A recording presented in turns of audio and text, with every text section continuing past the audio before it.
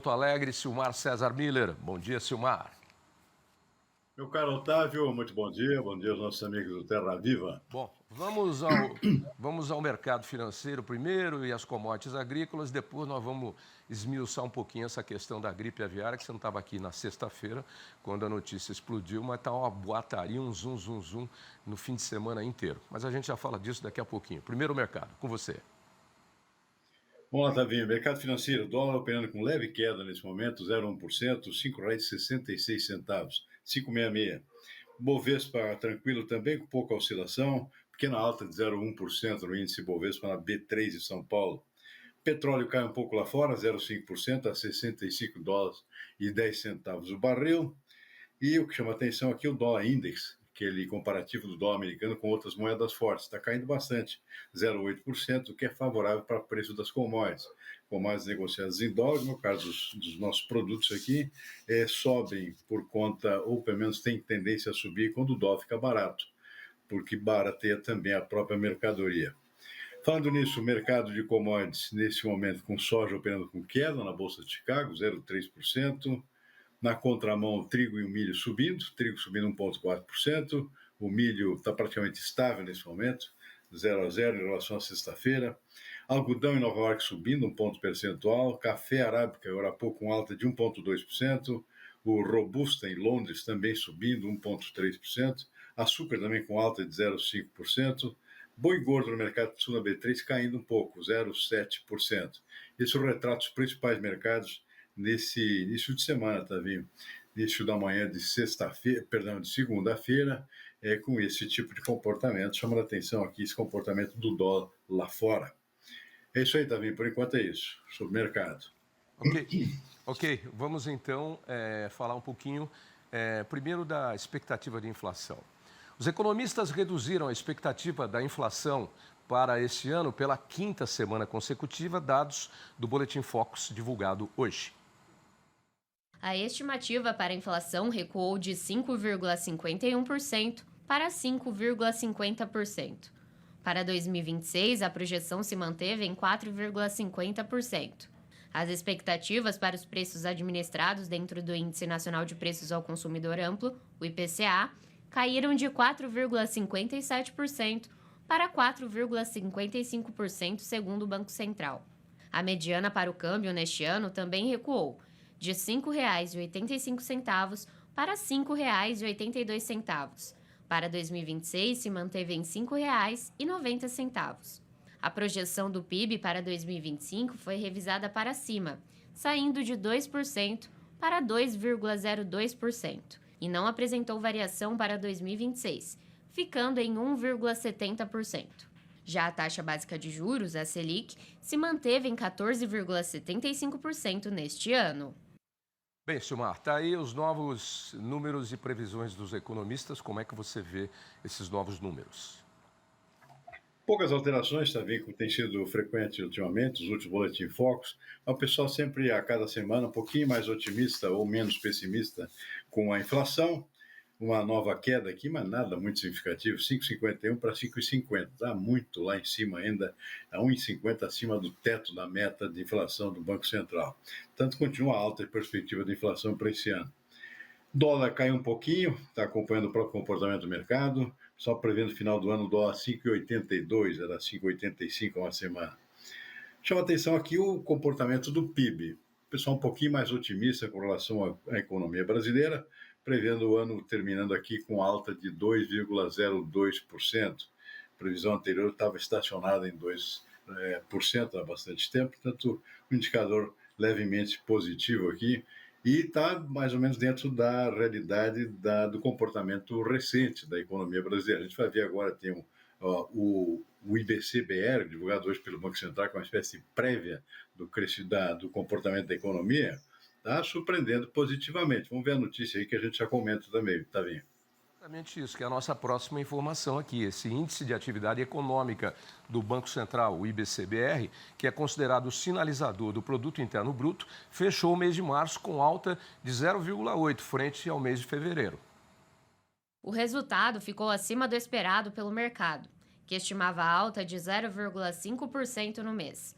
No trimestre, a economia nacional expandiu 1,3%, segundo dados dessazonalizados ou livre de influências, divulgados pelo Banco Central nesta segunda-feira. O patamar é o mais alto registrado desde o início das divulgações do índice, em janeiro de 2003. Frente ao mesmo mês de 2024, o IBCBR apresentou alta de 3,5%. E no acumulado de 12 meses, passou a um ganho de 4,2%. É isso, Mar, os números do IBCBR e agora a sua conclusão. Pois é, surpreendendo positivamente, aliás, chamou bastante atenção, ela é bem acima da expectativa. A expectativa ia lá de 0,20% até 0,30%, 0,3% melhor dizendo, veio 0,8%, é acima do esperado, chamou atenção isso aqui. Esse é o índice de março em relação a fevereiro. É a prévia da inflação, que sempre o Banco Central solta um pouco mais cedo do que o IBGE, porque os dados do IBGE são mais completos, saem mais lá na virada do mês. É um indicador positivo, ou seja, 0,8%, bem acima do esperado. Sobre março do ano passado, esse realmente é referente sempre a março, né? Março do ano passado, o crescimento é 3,3%. No trimestre, 1,3%, também um índice bastante expressivo. E em 12 meses estamos aí com 4,17% de crescimento, mas aí é passado, né? Mas serve como referência aqui sobre esse comportamento que, aliás, não é o primeiro, desde o início do ano, alguns dados têm saído acima do esperado, o que é bom. A economia brasileira é bastante resiliente, apesar de todos esses efeitos da economia americana, de Donald Trump e também da própria questão aqui do gasto público no Brasil, inflação ainda elevada. Tudo isso ainda pode ser considerado, esse comportamento, considerando tudo isso que está acontecendo no Brasil e no mundo, um comportamento bastante positivo também. Pois é, boas notícias aí, vamos aguardar aí os próximos números para ver se damos sequência a esse resultado que surpreendeu, mas é um resultado muito bom. E vamos então para o frango. Porque após a detecção do primeiro caso de gripe aviária em Montenegro, no Rio Grande do Sul, anunciado na última sexta-feira, 9 destinos já suspenderam a importação da carne de frango do Brasil. Os países a suspenderem temporariamente as importações da carne de frango brasileira foram a China, México, Uruguai, Argentina, Chile, Coreia do Sul, Canadá, África do Sul, além da União Europeia. A suspensão das compras inclui todo o território nacional. O Japão também anunciou a suspensão das importações de frango do Brasil, exclusivo para o município gaúcho, Montenegro, já que o certificado sanitário prevê regionalização. O Brasil é o maior exportador de frango mundialmente. Em abril deste ano, o país somou mais de 230 milhões de dólares em exportações, ou 1 bilhão e 300 milhões de reais, considerando os embarques para a China, México, União Europeia, Chile, Argentina e Uruguai, segundo o Ministério do Desenvolvimento, Indústria e Comércio Exterior. O ministro da Agricultura, Carlos Fávaro, afirmou que, embora o embargo seja de 60 dias, o período pode ser reduzido a partir de conversas diplomáticas e comerciais. Bom, aí começa o problema, né? Porque 60 dias é o que está previsto para a regularização da questão sanitária, da sanidade das aves do país, para resolver os casos de gripe aviária. Isso é previsto, inclusive, em alguns contratos, quando o Brasil assina o fornecimento. Então, a suspensão já é automática. O que o governo tenta agora é negociar que os países deixem de comprar aves abatidas, frangos, ou ovos, provenientes da região de Montenegro, aí no Rio Grande do Sul, ou até do Rio Grande do Sul, numa espécie de quarentena. Mas o prejuízo já está aí, já está instalado, e principalmente para o seu Rio Grande do Sul, né, Silmar?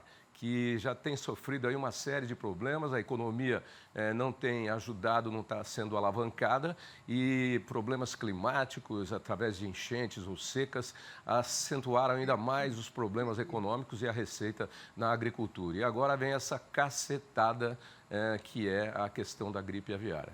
A gripe aviária, deixa eu já deixar claro aqui mais uma vez, como eu deixei no boletim super explícito que eu deixei para a Band News FM na última sexta-feira.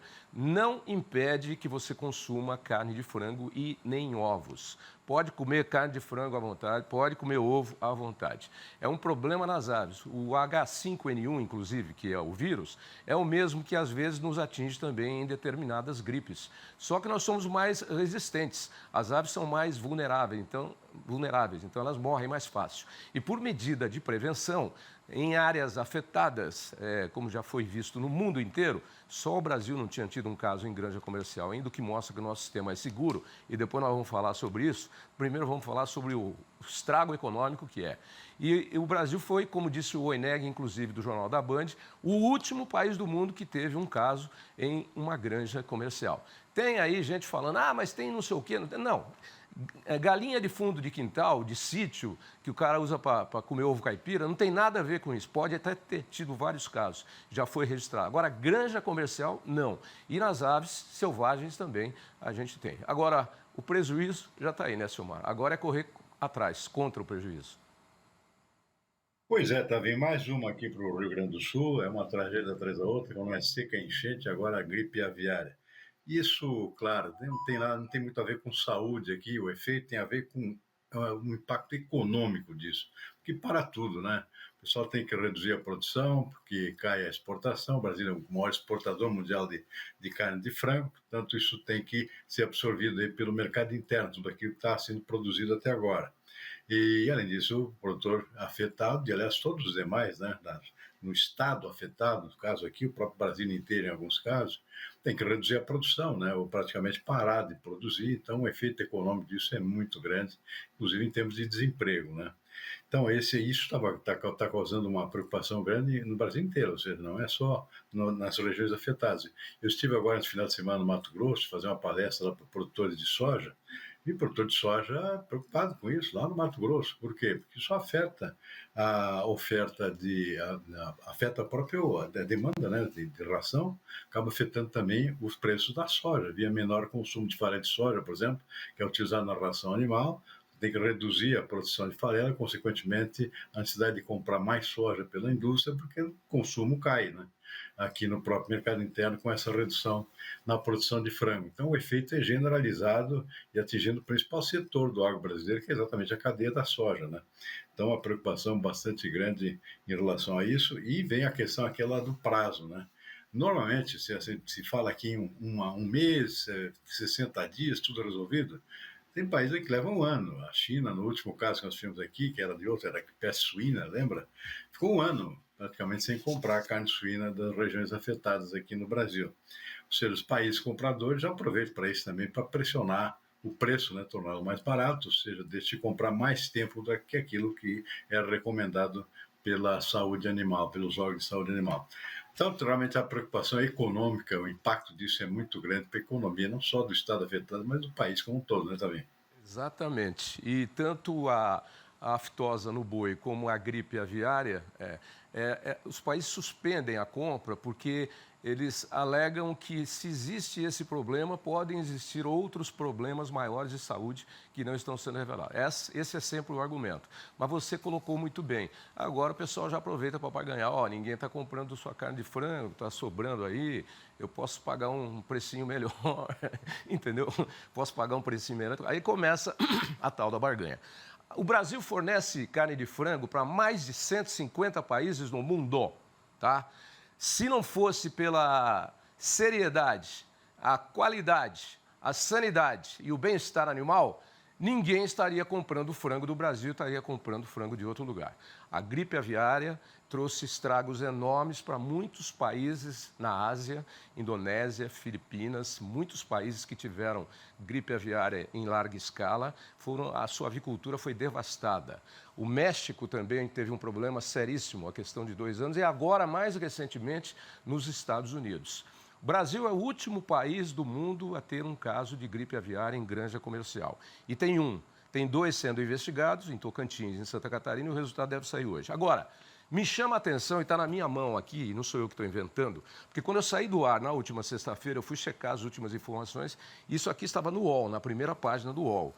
Ministério da Agricultura, estou lendo o texto do UOL, apontou sérios riscos em modelo brasileiro de criação de aves. Relatório produzido esta semana, que foi a semana passada, e o caso foi revelado na sexta, pelo Ministério da Agricultura, diz que o atual modelo de criação de aves no Brasil é vulnerável a sérios problemas de saúde animal, e o texto também destaca riscos sanitários e ambientais que podem facilitar o surgimento e disseminação de doenças, inclusive com a gripe aviária. Aí esse relatório ninguém falou nada disso, isso estava lá, a Folha e o UOL descobriram e eu vi lá na primeira página do UOL. Me chama a atenção porque isso veio no dia em que foi confirmado o caso de gripe aviária no Rio Grande do Sul, aí em Montenegro. Ora bolas! Segundo o relatório obtido pela Folha, está aqui o texto, eu estou lendo. O sistema de produção usado atualmente no Brasil, focado em reduzir custos, não é nada disso, e aumentar a produtividade, também não, porque a gente já produz em larga escala, expõe as aves à situação de falta de espaço, não, calor excessivo, ventilação inadequada, e uso abusivo de luz artificial. Ora, são métodos de produção dessa proteína animal. E aqui diz, inclusive, que... Eu estou bravo com esse negócio, mas depois você só vai...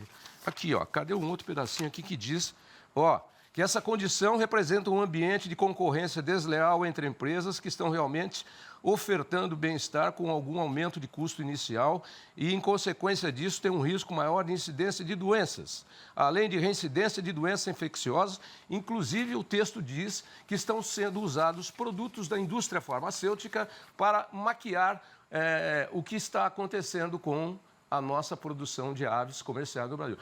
Silmar, eu desconheço isso, você desconhece isso. E o mais curioso é que ninguém se manifestou sobre isso agora, nem a BPA, nem o Ministério da Agricultura, ninguém fala nada. Isso aqui é altamente comprometedor para a produção brasileira, que não é nada disso.